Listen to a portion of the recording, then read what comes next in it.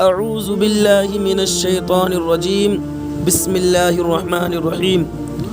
اس معلومات کو جاننے سے پہلے آپ ہمارے چینل کو سبسکرائب اینڈ ویڈیو کو لائک ضرور کریں اور بیل آئیکن کو ضرور دبائیں تاکہ میری آنے والی ہر ویڈیو آپ لوگوں تک سب سے پہلے پہنچ سکے۔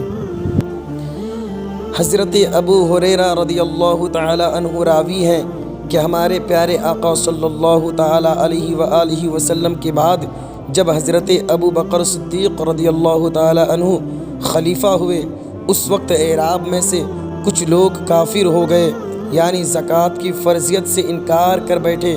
حضرت ابو بکر صدیق رضی اللہ تعالی عنہ نے ان پر جہاد اور قتال کا حکم صادر فرمایا اور ارشاد فرمایا کہ خدا کی قسم میں ان سے جہاد و قتال کروں گا جو نماز و زکوٰۃ میں تفریق کرے، یعنی نماز کو فرض مانے اور زکوٰۃ کی فرضیت سے انکار کرے۔ زکوٰۃ حق المال ہے۔ خدا کی قسم بکری کا بچہ جو رسول پاک صلی اللہ تعالیٰ علیہ وآلہ وسلم کے پاس حاضر کیا کرتے تھے، اگر مجھے دینے سے انکار کریں گے تو اس پر ان سے جہاد کروں گا۔